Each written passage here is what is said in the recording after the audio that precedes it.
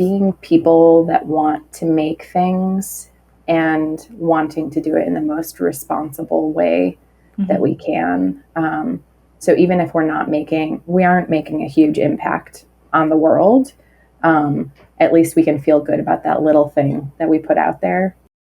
Welcome, neighbors, to Hometown Earth, the podcast that brings a down-to-earth approach to all of your sustainability questions. I'm your host, Lena Sanford, here on the Believe Podcast Network, the #1 podcast network for professionals. Here, we believe that everyone can change the world. Do you believe? I'm a Midwest gal with big dreams to discover what it takes to reduce my impact on this beautiful place we call Hometown Earth.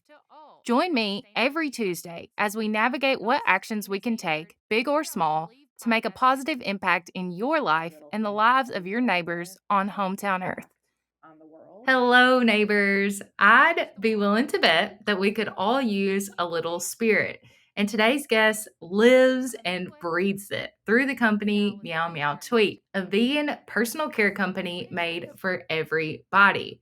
From the top of your head to the tips of your toes, co-founders Tara Pelletier and Jeff Kurosaki have created a beautifully crafted apothecary of handmade items to soothe and nourish your body, all while sticking to their values of remaining vegan, ethical, low waste, and cruelty-free at every step of the way.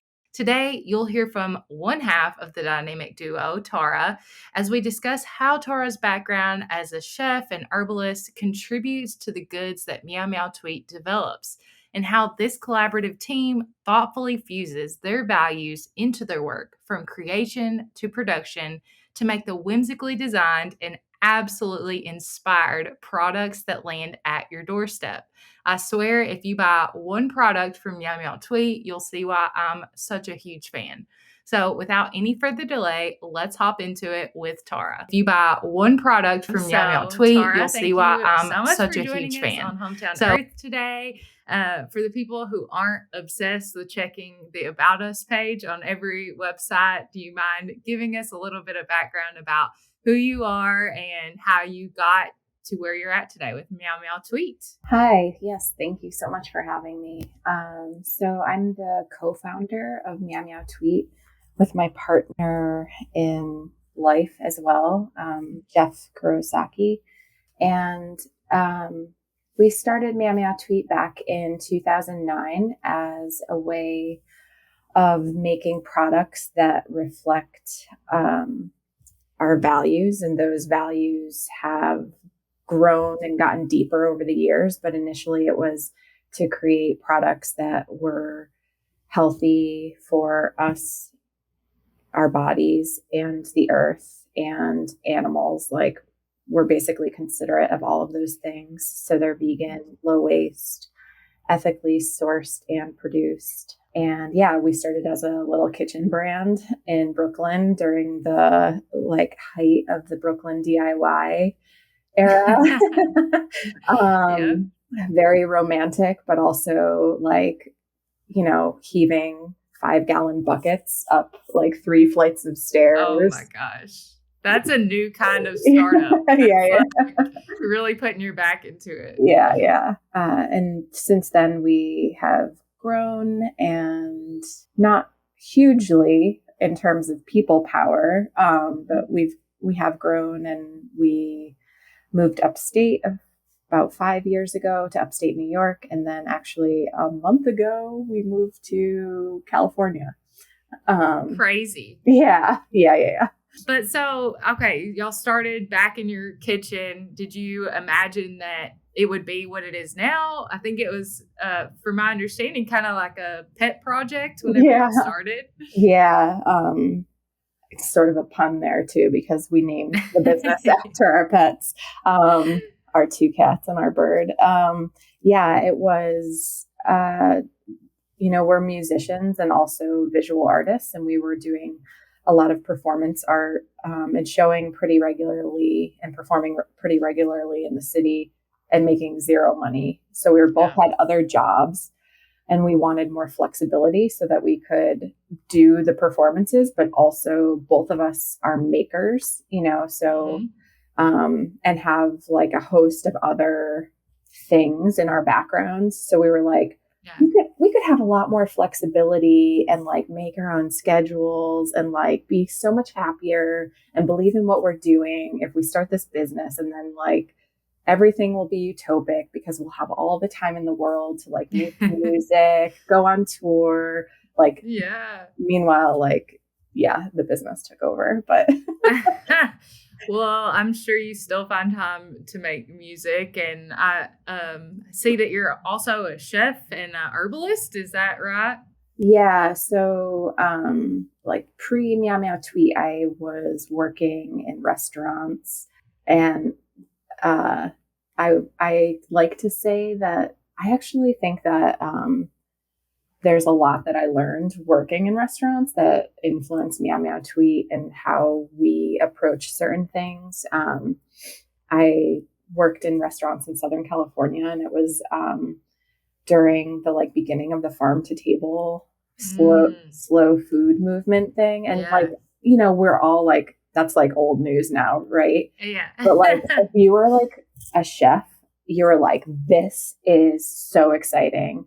We're going to the farms where we get this stuff. Like, it was like so inspiring because there was a demystifying of what you were making your food with. You were seeing like everything. And you were really like, you felt really attached to the ingredients. And some of my like, you know, some of that kind of comes out still in how I formulate, in terms of like trying not to mask things and being really just like as close to the most unrefined version of the ingredient as we can get in a lot of senses. Yeah. So, how does that translate whenever you're trying to concoct these products? It's almost like a dish that you say. So, like, what is your inspiration behind that? If you're like, okay, you know, I want to make this new shampoo. Y'all just came out with a new powdered shampoo. Like, what goes through your mind? What inspires you? And kind of how is that related to your backgrounds, in being a chef and cooking? I think that it's shifted over the years. So in the beginning, we certainly weren't as aware of what the industry was, the personal care industry, and how much product was being put out. And so we would make things on a whim, and we were small, so it didn't matter. You know, we would make like maybe 100 of something, and that really has no impact, you know, on the world. I mean, it has an impact, but it's not as much of an impact. And I would say, you know, we're still not big enough that we're actually making an impact. But I think that now we're seeing that some of the things that we do have an inspirational impact. So and just knowing the things that we know now about waste, you know, because it's been like 13, what is it? I can't do the math right now. It's been like 12 years, you know, it's been over 10 years that we've been doing this. And so much has come to light in terms of like plastic use, waste, like sourcing of ingredients and how that impacts climate and things like that.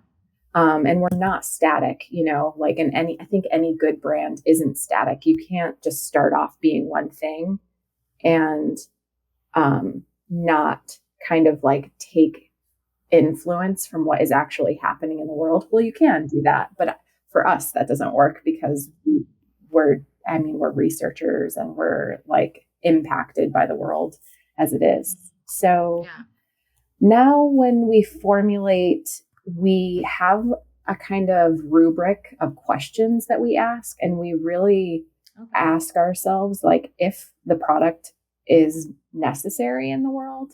And necessary can mean like various things. Like necessary could mean like, will the product make me really happy to share with the world? And that's a totally valid thing.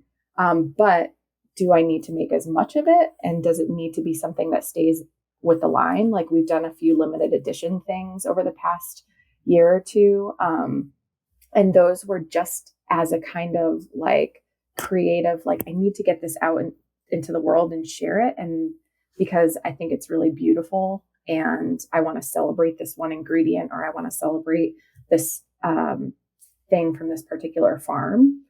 And so that is one kind of like product development. We've always had this kind of two-prong approach where we let some things get big and then some things stay small. So like then the powdered shampoo is a good example of something where we were like, this does not exist.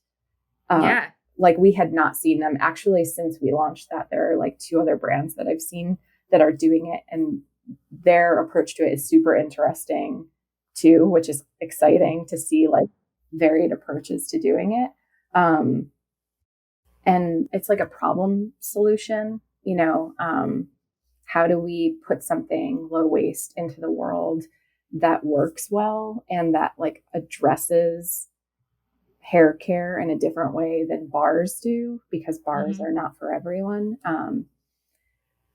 So that was a really long-winded answer to that question. No, I love it. I love it. So yeah, whenever you're talking about your values, even, and like why, you know, the driving force between creating a product or not, or making it big or making it small, kind of what is that? What started those values with y'all, and kind of what do they look like now? We can kind of get into some of those values if you want to. Sure. Well, at our core, we are, I mean, Jeff and I are kind of like deeply vegan. Like I would say, like we're, you know, I would never call us plant-based or something, because that's about diet. We're like vegan in our approach to the world. So like it's about harm reduction for us. So like we try to see how we can kind of like navigate the world and putting things out into the world in the least harmful way.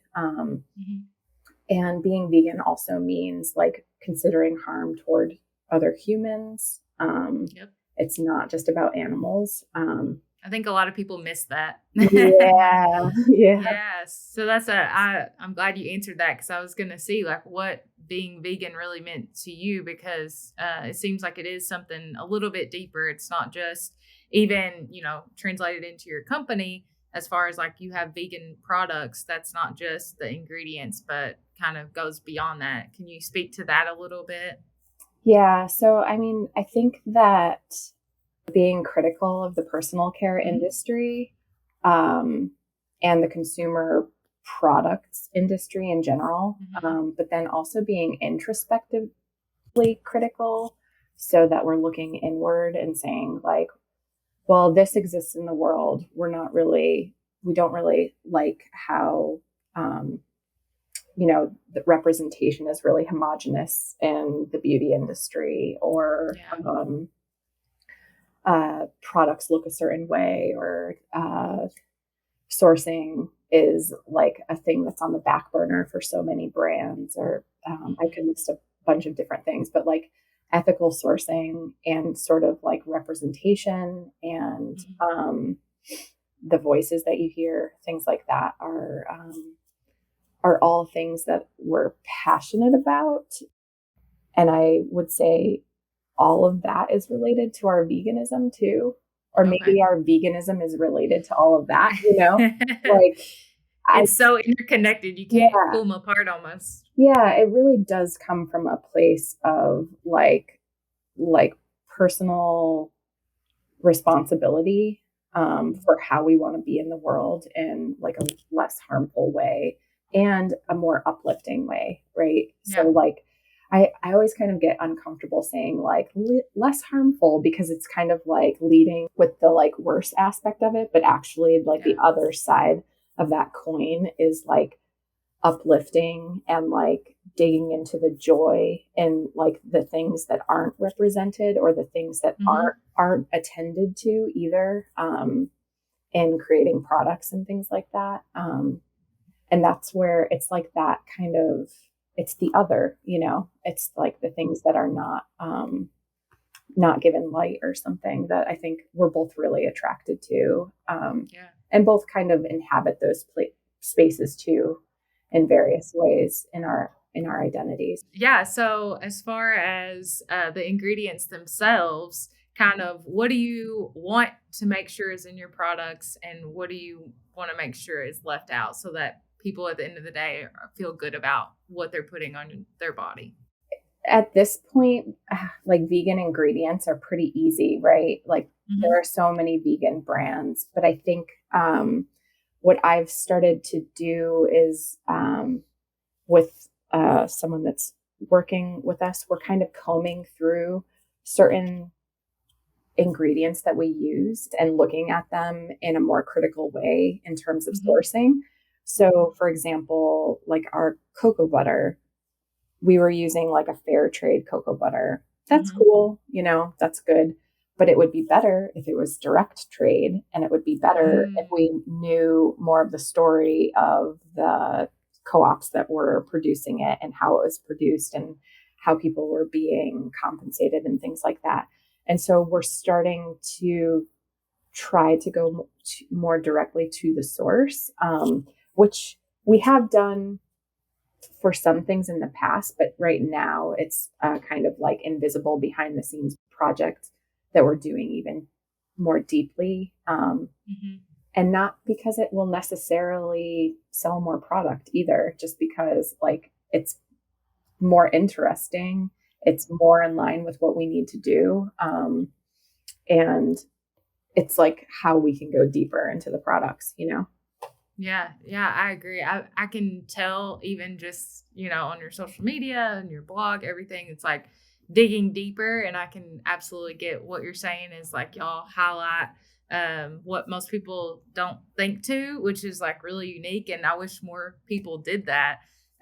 So let's talk about that a little bit. Like I know you are saying y'all aren't that big yet, and y'all are doing all these projects, but people are looking at your company and taking notice. So how does that make you feel? And do you think that more people should be doing what y'all are doing, or do you like it to be that unique style of running a business? I'm really interested in collectivity. So I would love it if not necessarily that if people were, I'm not even that interested in people like getting inspired by us and like doing it or something. That's cool. Like that's totally cool. But I'm actually hoping that there's some kind of like cooperative experience that can come out of networking and like mutual inspiration and like mutual goals and stuff like that, whether it's like sharing sources of things or going in on like drums of Bulgarian rose water direct from a farm so that we can all afford it. That's an actual example. And wow. Yeah. Shout out to SW Basics. But that's the thing is like making friends who are like-minded within the industry. We can start to work in this cooperative way. And that's where it starts to be like the most exciting to me. Yeah. So I think that kind of leads into like y'all are a very handcrafted small batch, like you're not making it in the kitchen anymore, but it's still everything kitchen, is still a kitchen. Everything kitchen. is everything's handmade. So like is the intention to get bigger, and kind of what is that what challenges have y'all seen trying to get more products out to people who are really enjoying and strong customers? I love that question. Because I think we're so not interested in being huge. Yeah. I can tell that. I don't know. Like I think that it's almost like it's hard when you get bigger to like keep your values in line, and maybe you can speak to that too. I don't know, but for myself, but it seems like with a lot of companies, it's hard to stick to what you know to in your heart is right, and what trying to get something to the end customer whenever you've got pressure on you. Kinda. Yeah. I mean, I think it all, I can tell you an anecdote. Like, for example, a little over 3 years ago, we were asked to launch in Target, and we were like, Wow. I can see us, Jeff and I, still sitting like on a blanket in the grass, like making pros and cons lists and just like wringing our hands, being like, is this something we should do? Because there's this outside idea of success that is constantly kind of like knocking on your door. Yep. And you have to kind of like hold the door shut sometimes too and be like, no, I know myself. Or maybe like you want to try it to see if it's somehow in line with what you want and things like that. And we had this whole idea that having things in Target would bring more accessibility to the brand because we'd be able to scale up the products that were in Target. The price point would be able to go down and people could just go to a store that was local to them and buy this deodorant that just like met all of their needs in terms of like values and like things that worked with their body. So we said yes, and we did it. Actually, this was like a little more than 4 years ago. And then I got pregnant and I had a baby, and I came back to work like 4 weeks after having my baby. Oh my goodness. Yeah. And have just been like working ever since. And like our kid is now 3 years old. And just recently I was like, it's not just about this like external idea of success. It's not just about like making money. It's also about like, you know, when I wasn't sleeping because I had a baby, I was coming to work and I was like grouchy, and the people that I work with had to like be around me grouchy.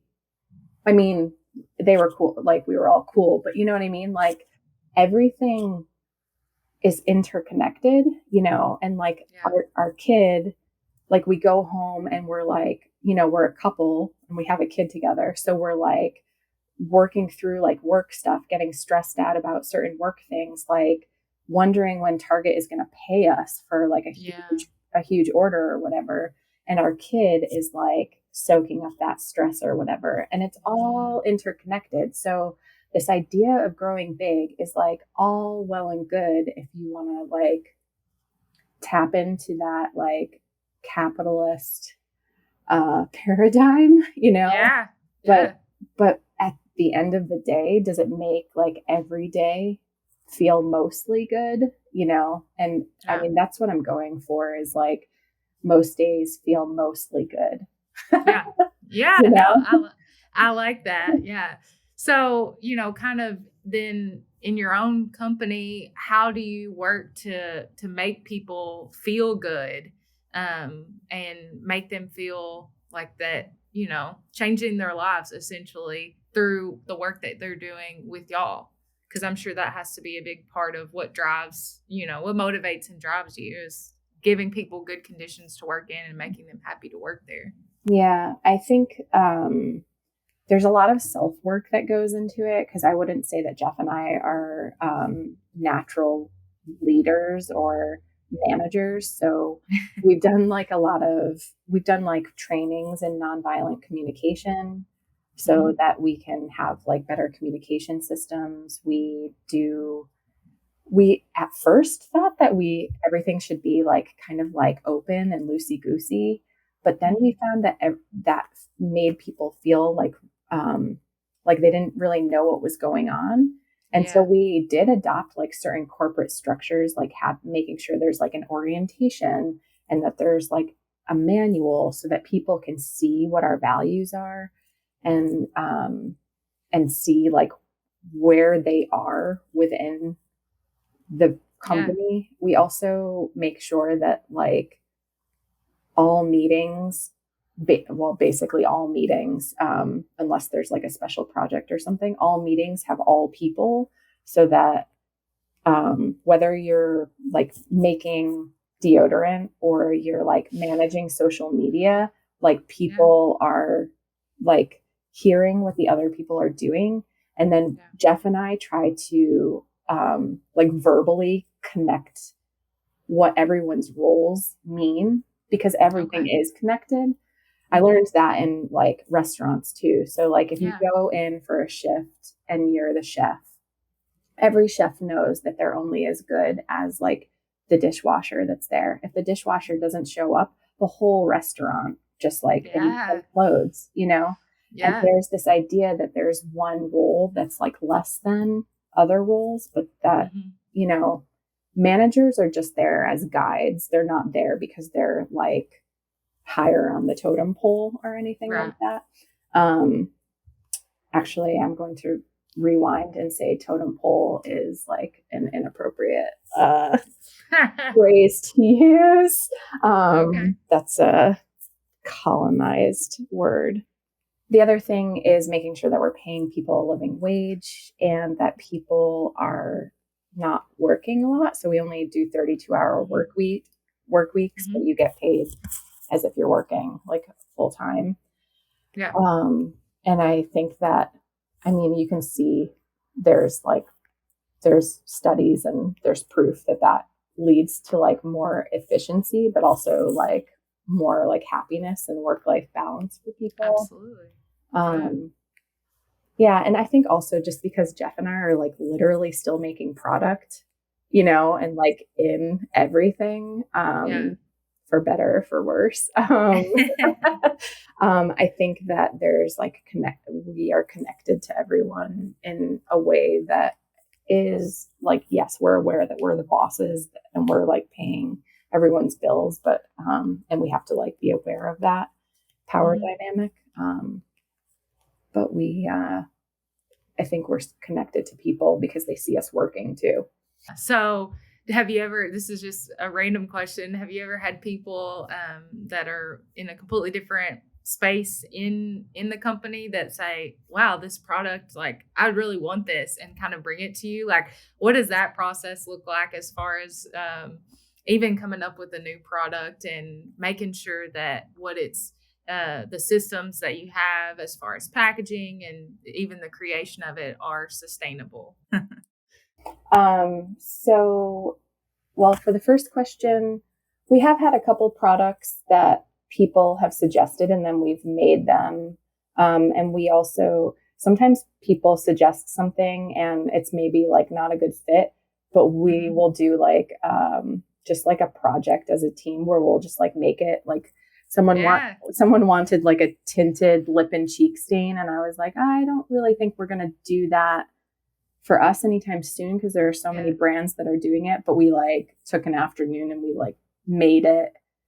And then just to see. Yeah. And then we did it again because the first time didn't come out good.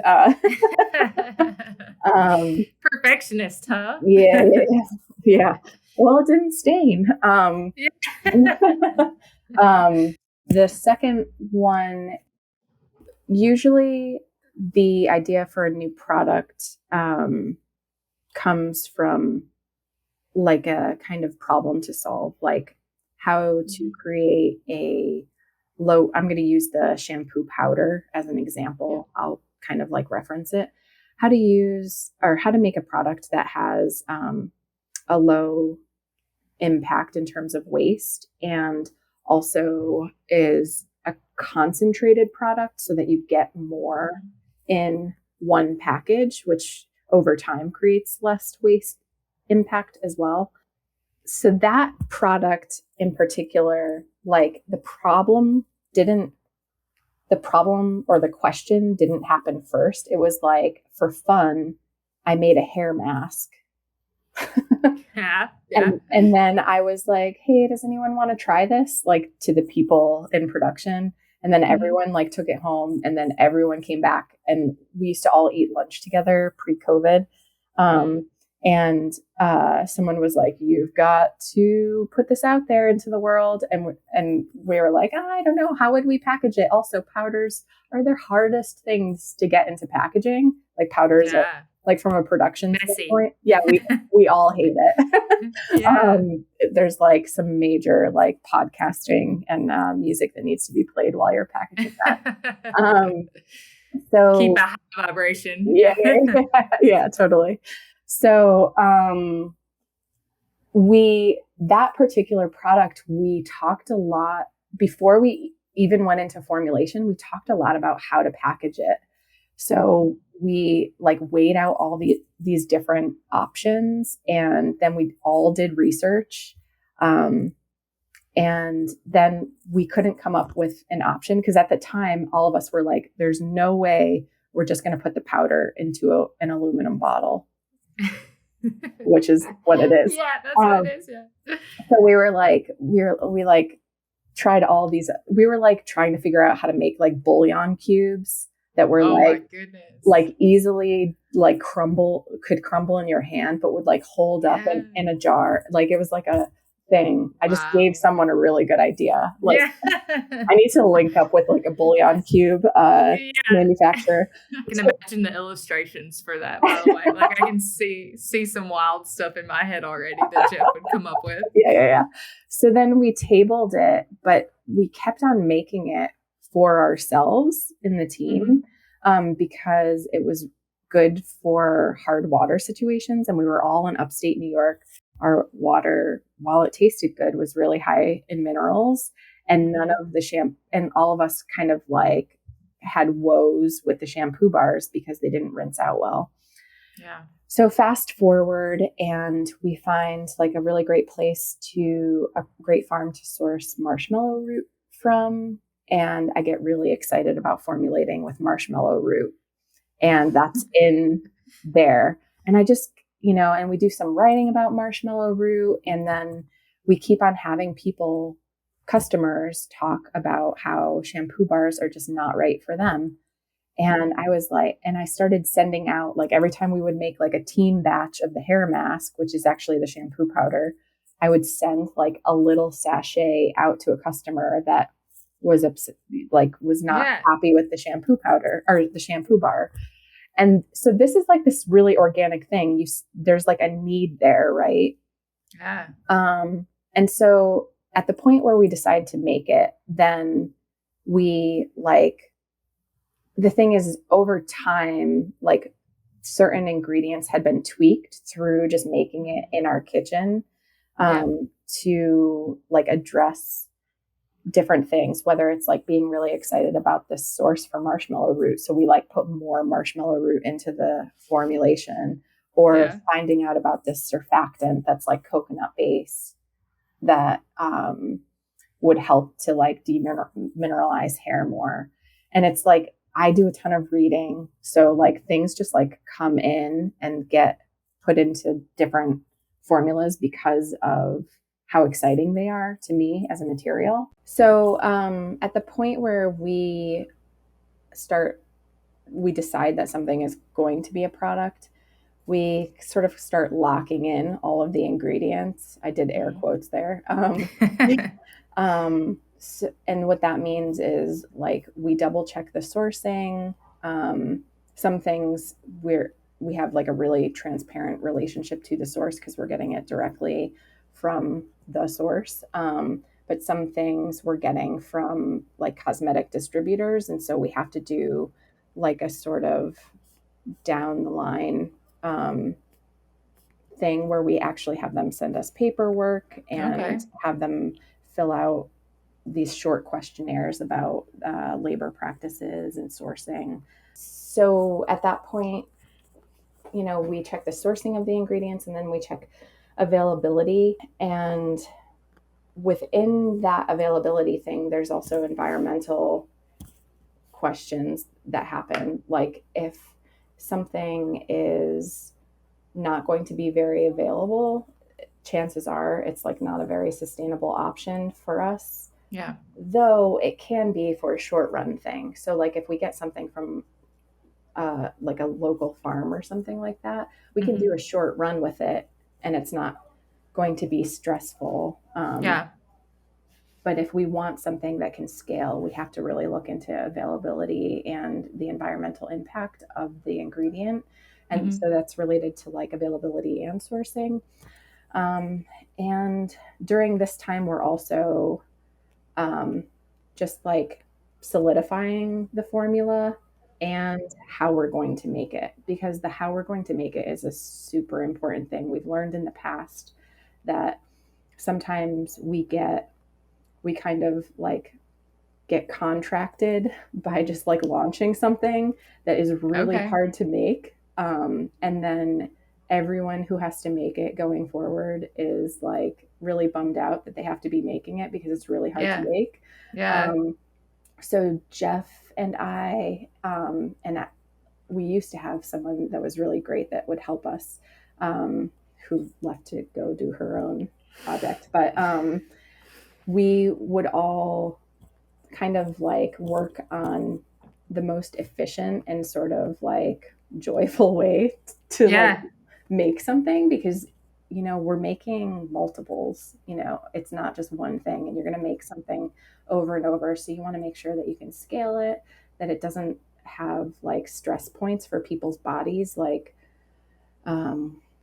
if someone's like pouring all day long every single day, that can like, that's the whole conundrum of handmade stuff. Everyone's like, oh, handmade, but it's like, actually machines are kind of awesome. Yeah. Because our bodies need to rest, Yeah.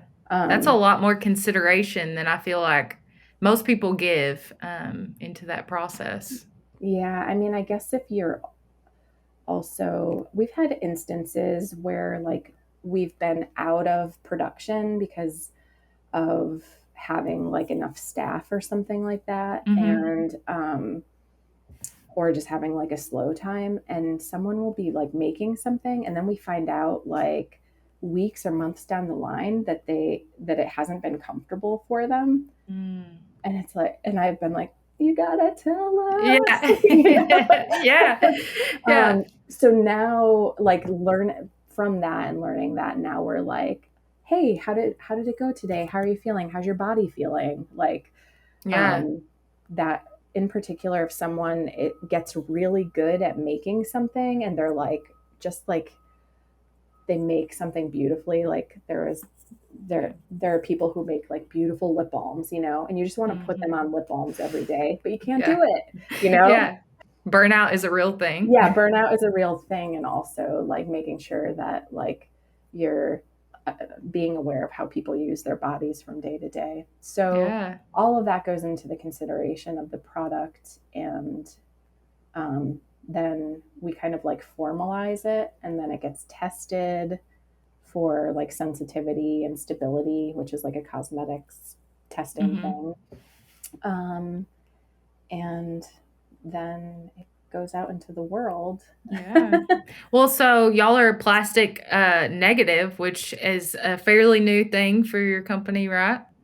Yeah, I mean, we've been measuring our waste. Like, we actually weigh our garbage every week, and we like meet as a team to talk about reduction methods and stuff like that. Like, we talk about it during operations meetings. But this was the first time that we had like weighed every single like pump that we use for every product that goes out into the world, and then it gets offset by actually paying for the actual removal of plastic out of the environment through these like waste retrieval companies.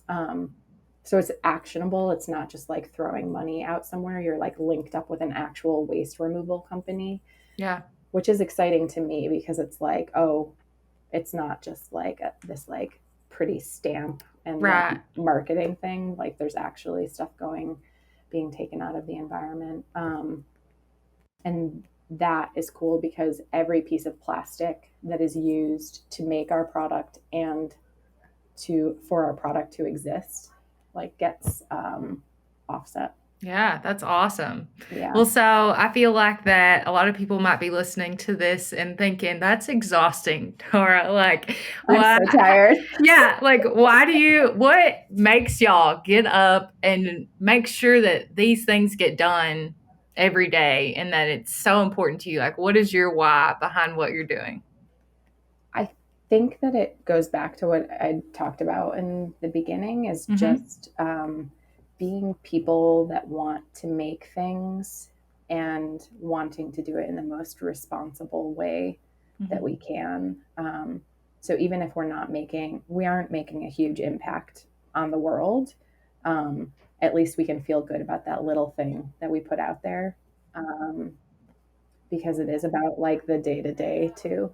Yeah. Well, I feel special every time. The juniper carrot seed, like face oil. Oh my gosh, that is my absolute favorite. Smells better than any product I've ever owned. I love it. So, like, I feel special every time that I'm using it, and like knowing the backstory and kind of what all you put into it.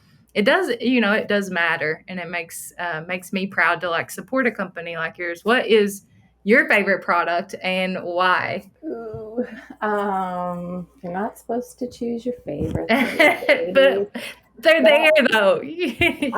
right now, I'm really loving our grapefruit mint bar Okay. soap, and I think a lot of that might be coming from a sort of nostalgic place because we just moved and it was our first product ever. So it's like Ah, looking back, but it's so good. It's yeah, so fresh and refreshing.